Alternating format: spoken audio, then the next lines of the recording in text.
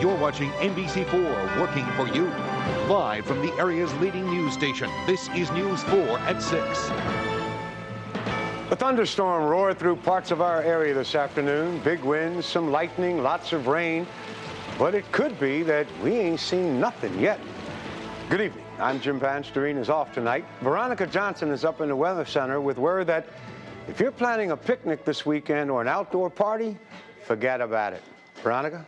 Certainly Friday or Saturday, you might as well forget about it unless you just like being out in the rain and the water and the high water at that. Meanwhile, we've had some water of our own today, some heavy rains coming through. There still is a severe thunderstorm warning out for Prince George's County until 6:15. We watched this one because these storms kind of slow to exit the area heading out over the bay. And there's a few more storms, though not as strong as the ones earlier, that have developed just to the south and west now over the southern district and moving into Prince George's County around Upper Marlboro. And while we have all that going on, of course, Bonnie due to make landfall sometime early tomorrow morning around the panhandle of Florida. As it does so, by late Thursday and by Friday morning, the remnants of Bonnie will be over our area. And Charlie's remnants, yes, there's another storm. You know it, and this one is a hurricane. Its remnants will be moving up late Thursday. The two of them together, we're talking rainfall totals, folks, in excess of 4 inches over this 3-4 day period. So rainfall through Saturday, pretty high. That means possible flooding. Wendy? I'll get out your hip boots. Thanks, Veronica. Fairfax County Police have busted several members of area motorcycle gangs. These arrests were part of a 2-year undercover investigation. Julie Carey is live in Fairfax this evening with this story. Julie? Well, at 6 o'clock this morning, Fairfax County Police and officers in 6 other jurisdictions fanned out and began serving arrest and search warrants on members of several motorcycle clubs. Investigators here refer to them as outlaw motorcycle gangs. Now, the search warrants and arrest warrants are still under seal, so we don't know the names yet of those arrested, but we do know that at least 11 search warrants were served and at least 7 people are under arrest. Those arrests took place in communities from Calvert County, Maryland, in Fairfax, Loudoun, and Spotsylvania counties, and then farther south in Colonial Heights and in Petersburg, Virginia. Police are now hoping that today's arrest will put an end to an effort to reestablish this type of gang in Northern Virginia. It was early 2002 when a Fairfax County detective was asked to go undercover and infiltrate the Red Devils Motorcycle Club in Northern Virginia. Fairfax County Police commanders say trouble from motorcycle gangs hadn't been seen here in years. Primarily, we hear about the youth gangs, in the area and what a problem they are. Well, I'm here to tell you that other types of gang activities are also here. The Red Devils led the detective to contact with the more established club sponsoring them, the Hells Angels Club in North Beach, Maryland, in Calvert County. Soon after, the undercover officer also joined the Fates Assembly Motorcycle Club, also in Northern Virginia. That group is backed by the East Coast parent organization, the Hells Angels of New York City. Police say the clubs were focused on crime, not riding motorcycles. And during that time, he identified a great number of criminal violations, criminal enterprise operations, narcotics, trafficking, firearms violations, and so forth.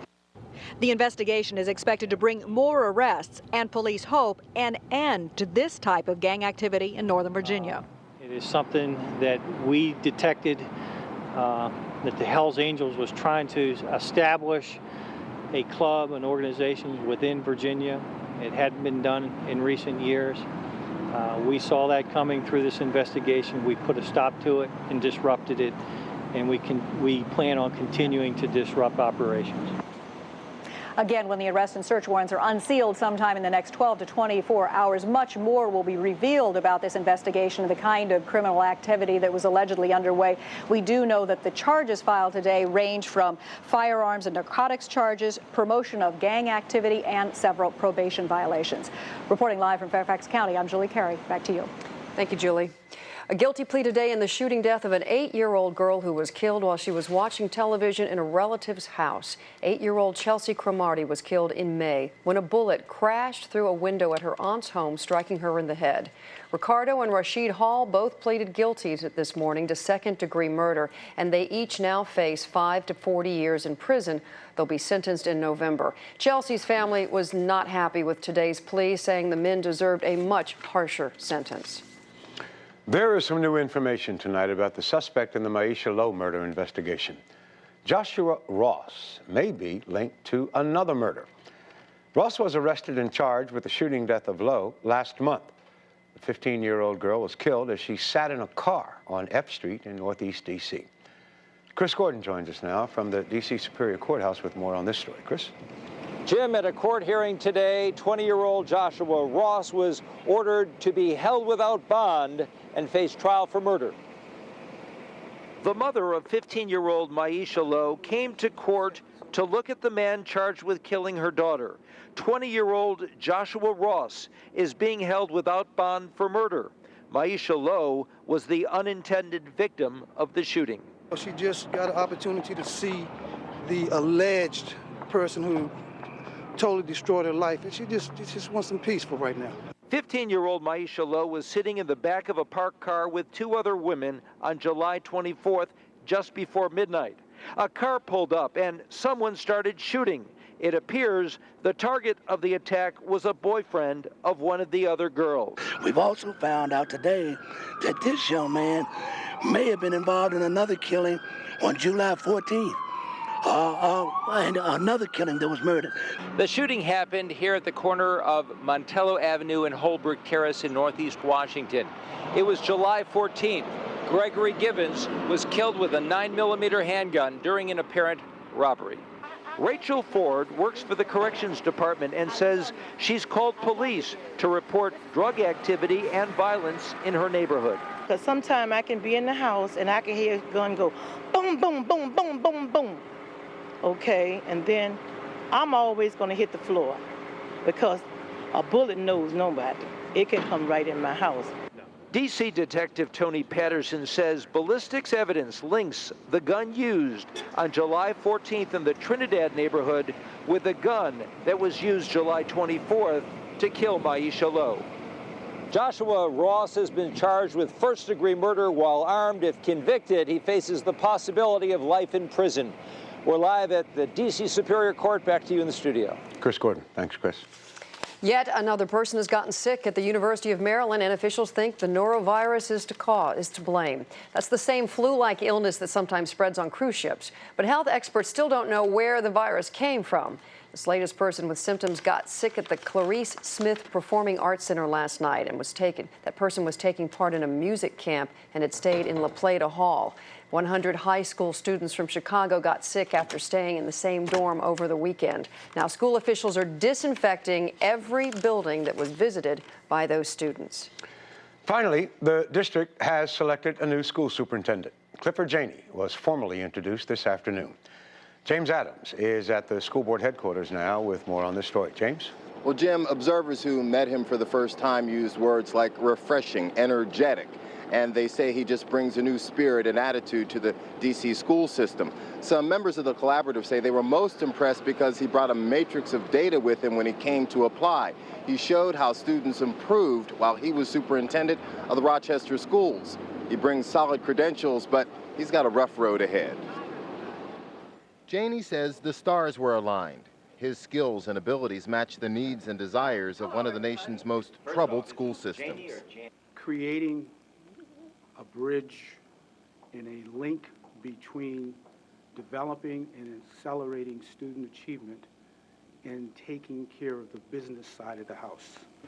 Janey last headed the Rochester, New York school system, leaving in a swirl of controversy over budget deficits. But he brings 29 years in education. Well, I think that Dr. Janey, in having been a superintendent and having worked in the corporate world and having twice been the chair of the Council of Great City Schools and having participated in their assessments of school systems that are up for reform, he has shown tremendous intellectual depth, leadership, willingness to reform, willingness to move quickly. The school board now moves into contract negotiations with Janey. Sources tell News 4 a salary in the range of $300,000 a year is a likely possibility. Mayor Williams this afternoon made a personal pledge. And Mr. Superintendent, I pledged my full support, unequivocal and emphatic, for you and for the entire executive branch of this government. And I know that all of us do. And I know that you will respond as our city expects, and that is if you're running into difficulties, if you're running into trouble, you'll let all of us know, and I think our citizens will come running. But welcome to our city. We look forward to working with you, Doctor. So the mayor says hands off unless I'm called upon. The tough job begins now, the actual contract negotiations. No word on when Clifford Janey will actually come on board here at DC school headquarters. Jim, back to you in the studio. James Adams. Thanks, James. The Dunbar armored car courier shot and killed last week during a robbery was laid to rest today, and the chairman of the Dunbar company that he worked for spoke at the funeral, expressing regret to Jason Schwindler's family for his death. Co-workers talked about the challenge of continuing a dangerous job as police search for the killers. Darcy Spencer reports. Christine Schwindler is comforted in the darkest moment of her life, the funeral for her 28-year-old husband, Jason Schwindler. He was shot and killed in a robbery last Friday. Their little boy, Nathan, smiles. He's too young to understand that Daddy's not coming home. Just very sad to have to be here today. It's just such a terrible loss, and it's senseless for this to happen. Have a little boy that's 1 year old, now his dad is gone. It's just horrible. Schwindler was a Dunbar armored car money courier. Hooded robbers shot him during an early afternoon ambush outside a BB&T bank in Hyattsville. Numerous Dunbar workers attended the funeral. They continue their dangerous duties in the dawning reality that the killers remain at large. It's a little bit scary, to be honest with you. We know they're there, and we know there's nothing we can do about it. We just carry on the best way we can. You know, we become more vigilant what's happening around us. And we'll just carry on that way as best we can. That's what Jay would want us to do. That's what he would do. Schwindler was a Navy veteran. His flag-draped coffin carried into the Our Lady of the Fields Catholic Church. A Dunbar worker was among the pallbearers. I always say a prayer every morning, take me home safe. I've had this medal. It's old, it's rusted, and I always say a prayer every morning that just bring me home safe. Let me just do my job and go home safe. Schwindler was remembered as a once lonely sailor stationed in the coldness of Iceland who found warmth in the love of a woman he met over the internet. She would later become his wife, and now she must go on and raise their son without him. Darcy Spencer, News 4. Still to come in our broadcast tonight, the case against Kobe Bryant has been put on hold. Plus, find out why a veteran newsman is thrown in jail. People in Florida bracing themselves for two powerful storms. We'll have a live report coming up. And George, what's happening at the park? Good evening, Wendy. Well, the Redskins signed an old veteran to help out. Did the Cleveland Browns cave in to Kellen Winslow and Sonny? We'll talk to the quarterback who's trying to change the quarterback position. Rotation. News 4 at 6. That's a big word, isn't it? It continues. You're watching News 4 at 6. Mike Wallace is a veteran journalist with the CBS News show 60 Minutes. Last night, he was arrested after clashing with city inspectors outside a restaurant in New York City. Wallace says when he walked out of the restaurant, he saw that the inspectors were talking to his limo driver. Apparently, the driver was double parked. Inspectors asked Wallace to step away, but they say he lunged at them. Then, according to some witnesses, the officers forced Wallace, who's 86 years old, by the way, on top of their car. They cuffed him and arrested him, took him off to jail on charges of disorderly conduct. The inspectors say Wallace was disrespectful. But a lot of people, including New York Mayor Michael Bloomberg, say the inspectors overreacted. Wallace is due in court on the disorderly conduct charge in October. There is yet another new twist in the Kobe Bryant sexual assault case. Prosecutors have asked the judge to delay the trial indefinitely. They say the accuser has been affected by developments in this case, and they say their case has been hurt by the release of testimony about her sexual activities. This motion was filed yesterday, the same day the alleged victim filed a civil lawsuit seeking monetary damages from Bryant. More damaging testimony from Scott Peterson's former mistress today. Amber Fry testified about telephone calls she taped between her and Scott. Prosecutors say Peterson murdered his wife because he wanted to start a new life with Fry. Joe Rico has the latest now from Redwood City, California. Court began Wednesday with Amber Fry still on the stand. Prosecutors introduced more taped phone conversations between Fry and Scott Peterson. This time, the conversation dealt with her issues of trust and New Year's resolutions. There wasn't a lot of meat on any of this, and we have 9 more hours of tapes. Yesterday in court, prosecutors played a phone conversation where Scott Peterson claimed he was in Paris looking at fireworks when in fact he was attending a candlelight vigil for his then missing wife, Lacey Peterson.